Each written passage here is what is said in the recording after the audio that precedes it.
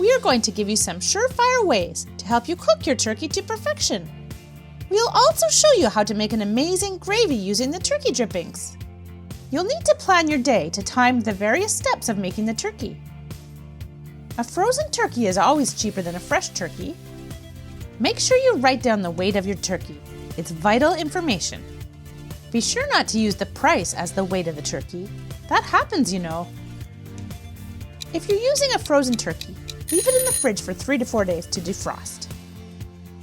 Whether it's frozen or defrosted, when you cook your turkey, you need to take it out of the fridge for at least 2 hours before you put it into the oven.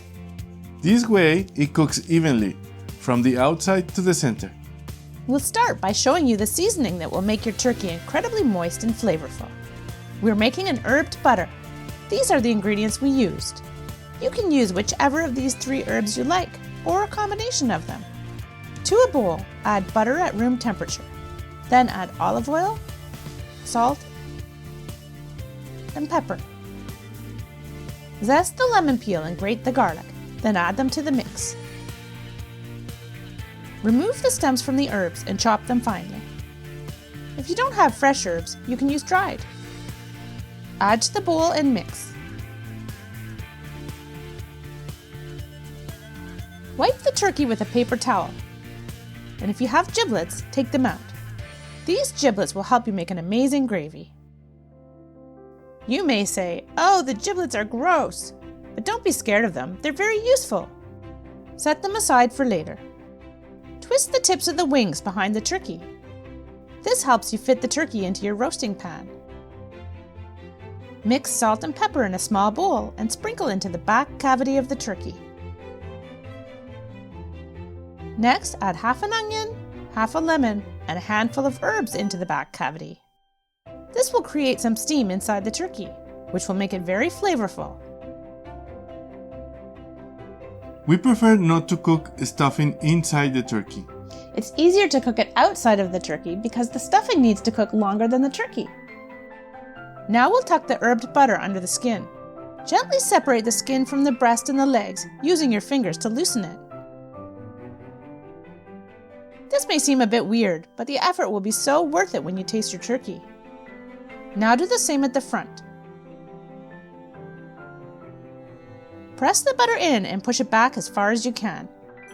Reserve a quarter of the butter for later. Rub it around under the skin and also rub on the outside of the skin to distribute the butter. Be sure to do both the back and the front. Now rub the remaining butter all over the outside of the turkey. Roughly chop some carrots, celery, and onion to go at the bottom of your roasting pan. This is called a trivet, and it will help make your turkey very moist and flavorful. It will also be the base of a delicious gravy. If your turkey came with giblets, add them in. These will add loads of flavor to the gravy. Distribute the vegetables and giblets in a uniform layer. Transfer the turkey on top of the trivet. Tie the legs together with some cooking twine to maintain the shape and to keep everything inside. Drizzle some olive oil on top. Cook the turkey in a preheated oven on the lower rack at 325 degrees Fahrenheit. Here's how long you should cook your turkey. Please pause the video and write down the amount of time that corresponds with your turkey's weight. If you find our video on cooking a turkey helpful, please support us by giving us a like and subscribing to our channel. 15 minutes before the shortest cooking time listed in the table, take out the turkey and check it. Our turkey is 10.7 pounds, so the minimum cooking time is 2¼ hours. But just in case, we check the turkey after 2 hours. 15 minutes before the minimum. We do this because ovens are variable and you can never be too careful when it comes to cooking a turkey. We recommend you do the same. Every half hour, baste the turkey with a brush or a spoon. Spread the juices all over the turkey to help make the skin nice and crispy. After 2 hours, remove the turkey and check the temperature. If you have a thermometer, insert it into the center of the breast. When the temperature reaches 160 degrees Fahrenheit, you can take the turkey out of the oven. The turkey is done at 165 degrees, but it will continue to cook after you take it out of the oven. So if you don't want to overcook it, take it out at 160 degrees Fahrenheit. Or as soon after that as you can get. Ours is at 147, so we'll put it in for just a bit longer. We're going to add a little foil over the breast because it's browning a little too quickly. This will protect it from the heat of the oven as it continues to cook. You may or may not need to do this. Return the turkey to the oven and cook it for another 10 minutes, then check it again.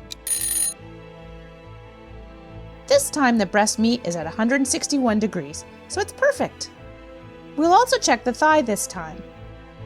The breast cooks faster than the thigh, which is why we check it first.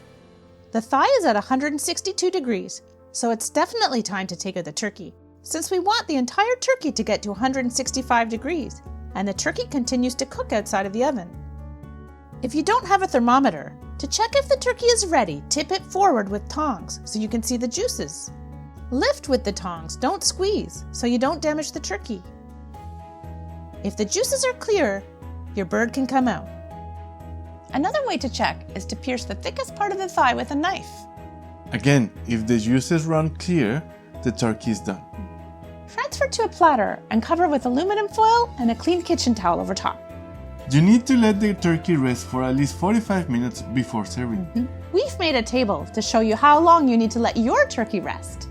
Ideally, let it rest for an hour and a half if it's under 14 pounds, and for 2 hours if it's over 14 pounds.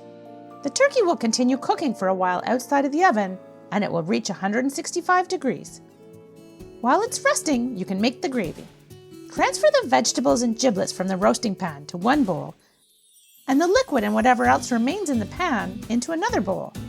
Don't throw any of it out. It's precious flavoring for your gravy.